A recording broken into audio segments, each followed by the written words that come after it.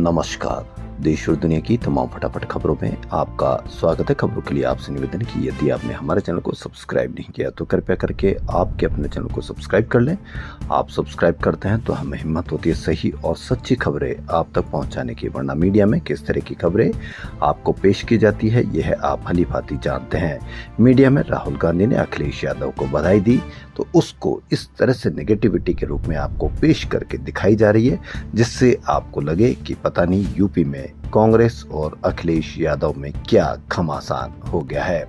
तो इसलिए आप देखते रहिए किस तरह से मीडिया आपको भ्रमित करने का पूरा प्रयास करता है। आप ये कई बार देख चुके हैं, कई बार उनको पहचान चुके हैं। तो क्या है आज की वो बड़ी खबरें। समाजवादी पार्टी के प्रमुख अखिलेश यादव के जन्मदिन पर कांग्रेस नेता राहुल गांधी ने बधाई दी। इस बधाई संदेश के बाद यूपी में हलचल तेज होगी। दोनों नेताओं के बीच हुई इस बातचीत से 2027 के यूपी विधानसभा चुनाव से पहले सपा और कांग्रेस के गठबंधन को लेकर भी चर्चा शुरू हुई। इन संदेशों को केवल बधाई के तौर पर नहीं बल्कि एक बड़े राजनीतिक संकेत के तौर पर देखा जा रहा है। राहुल गांधी ने सोशल मीडिया प्लेटफॉर्म एक्स पर अखिलेश यादव को जन्मदिन की बधाई देते हुए एक बड़ा सियासी संदेश दिया।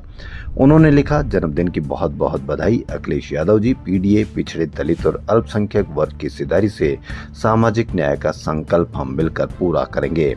अच्छे स्वास्थ्य और खुशहाल जीवन के लिए शुभकामनाएं।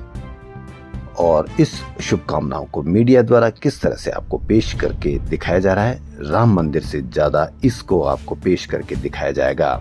वहीं राजा सोनम की तरह केतन चेतन की बड़ी खबरें, लेकिन नीट पेपर लीक में कितने लोगों ने, कितने बच्चों ने आत्महत्या की, आपको कहीं पर भी उसकी कोई खबर देखने को नहीं मिलेगी। पल पल की केतन चेतन की खबर दिखाने वाला मीडिया, कितने बच्चों ने आत्महत्या की नीट पेपर लीक से, किसकी डिमांड है सोनम वांगचुक, जिनकी तबीयत बिगड़ी हुई है, जिनकी भूख हड़ताल से कितनी तबीयत बिगड़ी हुई है, आपको कहीं पर भी मीडिया पे कोई खबर नहीं होगी। इससे ज्यादा केतन चेतन को समय मिल रहा है मीडिया पर, क्योंकि जानता है कि सोनम वांगचुक की खबर दिखाने पर आपके मन में सवाल होंगे, लेकिन केतन चेतन की खबर दिखाने पर न तो आपके मन में सवाल होंगे और इसी के साथ दूसरी खबरें लपेट कर आपको दिखाई जाती है ताकि आपके खून में उबाल रहे। अयोध्या पुलिस सुबह करीब 11 बजे राम मंदिर पहुंची। करीब 2 घंटे तक जांच की। जिस कमरे में चढ़ावे की गिनती होती उसे देखा। इसी बीच सुबह 11:45 पर अयोध्या में बड़े संख्या में वकील सड़कों पर उतर आए। चंपत राय, अनिल मिश्रा और गोपाल राव पर एफआईआर की मांग कर नारेबाजी की। सिविल लाइन चौकी जाकर उन तीनों समेत 4 लोगों के खिलाफ शिकायत दी।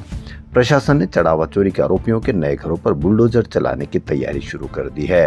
अयोध्या विकास प्राधिकरण ने ऐसे घरों की पहचान कर ली है जिनका नक्शा पास नहीं है या जिन्होंने नियम तोड़े हैं।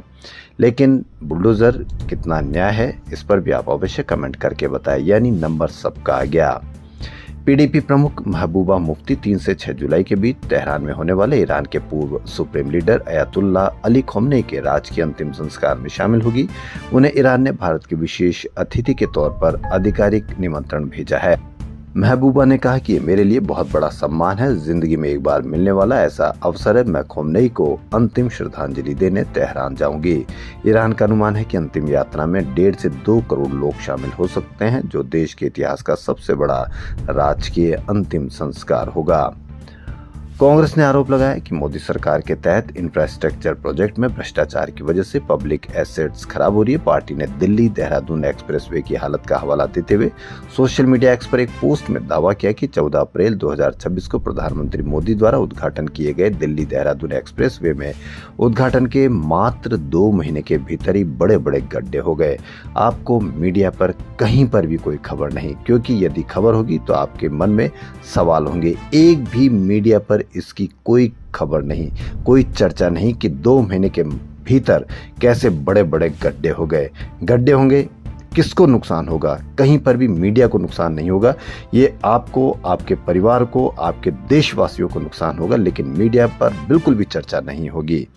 कांग्रेस ने कहा कि नरेंद्र मोदी ने 14 अप्रैल 2026 को दिल्ली देहरादून एक्सप्रेसवे का उद्घाटन किया था, लेकिन सिर्फ 2 महीने बाद ही 12,000 करोड़ रुपए की लागत से बने इस एक्सप्रेसवे पर बड़े बड़े गड्ढे दिखाई देने लगे हैं। इससे पता चलता है कि एक्सप्रेसवे के निर्माण में बड़े पैमाने पर भ्रष्टाचार और फंड का गबन हुआ है। पार्टी ने आरोप लगाया कि ये कोई अकेली घटना नहीं और दावा किया कि देश भर में इंफ्रास्ट्रक्चर प्रोजेक्ट खराब हो रहे हैं। पार्टी ने कहा कि ये पहला मामला नहीं है। देश भर में चाहे पुल हो या सड़कें हो, हाईवे हो या पानी की टंकियां, रेलवे स्टेशन हो या एयरपोर्ट की छतें, हर जगह इंफ्रास्ट्रक्चर खराब हो रहे हैं।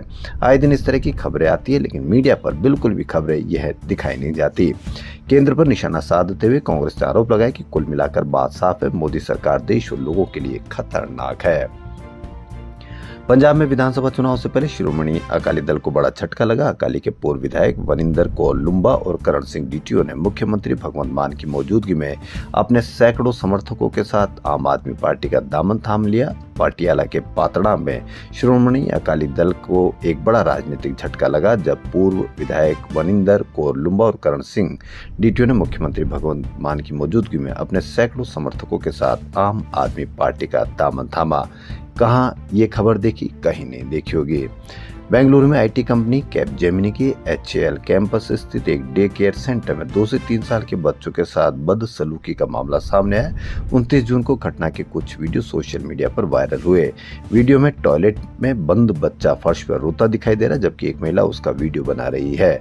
दूसरे वीडियो में बच्चे को टॉयलेट सीट पर बैठाकर उसके चेहरे पर जेट स्प्रे से पानी डाला जा रहा है। कितनी नैतिकता गिरी हुई, मरी हुई कि एक 2 से 3 साल के बच्चों के साथ भी इस तरह से बदसलूकी कोई कर सकता है। एक अन्य वीडियो में बच्चे को फ्रंट लोड वॉशिंग मशीन के ड्रम में बैठाकर डराया जा रहा है। किस तरह से उनके माँ बाप पर बीतती होगी जब इस तरह के वीडियो उनके सामने आते होंगे। मामले के सामने आने के बाद पुलिस ने 5 महिला केयर गिवर्स के खिलाफ केस दर्ज कर लिया है। देश और दुनिया की तमाम फटाफट खबरों में फिलहाल इतना ही। यदि आपको हमारा चैनल पसंद आए तो लाइक, सब्सक्राइब और शेयर अवश्य करें। धन्यवाद।